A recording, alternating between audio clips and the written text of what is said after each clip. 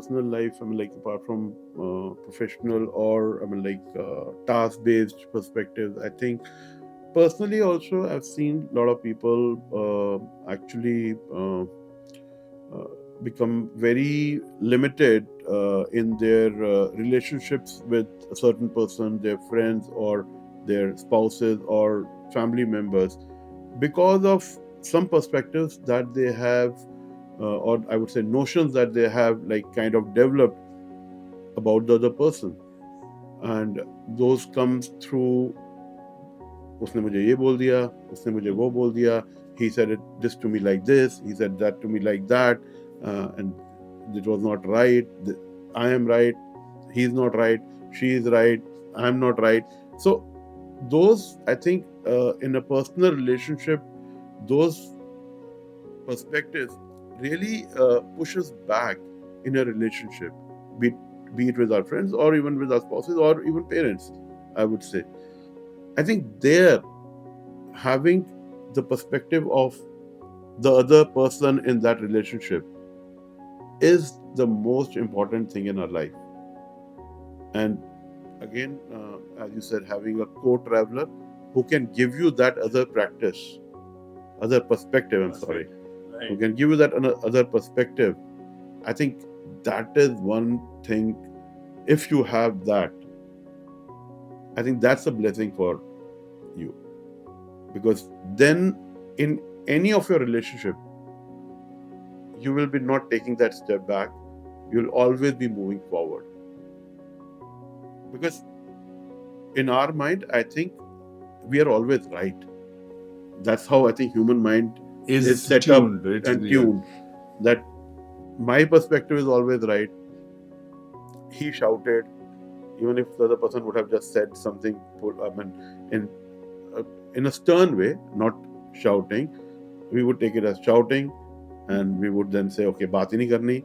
So there are, and these things happen with everybody, in even in colleagues. Not even a relationship of a friend or a spouse or family, even in colleagues. And that's where a lot of rifts happen in professional lives also. So how do you think people should be actually, normally when I practice this thing on the perspective front, I try to give other person's POV to myself also. And somehow I'm able to probably do that, and I'm able to calm myself down. I always give benefit of doubt to others, but mostly people don't. So how do you think people should be coping up with this, and actually giving that other person's POV to themselves? There are a few ways of looking at it, and why normally we fail to accept, or we refuse to accept others' perspectives. There are many things. There are many dynamisms or dynamics which keep on happening around that. First of all, you very rightly told, number one is that what is the context? Yeah. It's very important that I must try to understand what is the context. Number two, what is the environment? Under what environment this has come from that particular person, or this particular occurrence has taken place? These two makes it same thing. Same thing might look different if you are really concentrating on the context and the environment. If you are giving credence to the context, if you are giving credence to the environment, you will find yourself, Sanjeev, most of the time you will be happy. Yeah. Because then you will realize the other person, you will be able to put yourself in the other person's shoes and realize, why did he say so? Right. Why did he explain or express so? So this, I very strongly feel, of course, I'm not telling that I also don't fail. I fail in understanding the context at some point of time, and I do react, and everybody. I'm also a human being. All of us are human beings. We will also do that. But if even after that, even after 5 minutes, even after 10 minutes, I'm able to really bring back and understand those context and environment, I think I'll be happiest person. I think the key is, instead of taking a step back, sit back. Absolutely. And Absolutely. And ponder relax. on the situation. Ponder on the thing. Relax. Number two, and why it, Sanjeev, also it fails most of the time. Most of the time, we give credence to those perspectives depending on the person's age, Yeah. the position, or the strata in life. I mean, where are they standing? It we give a lot of credence to them, Right.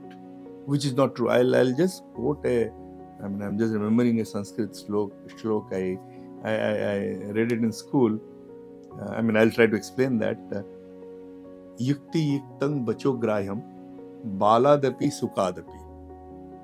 Yukti yuktang bacho grahyam baladapi sukadapi. Yukti hinam bacho stejyam vriddhadapi sukadapi. I mean, just Yeah, I I think. would like to explain that if something is right, whether it has been told by a child or by a parrot. Parrot, what does it do?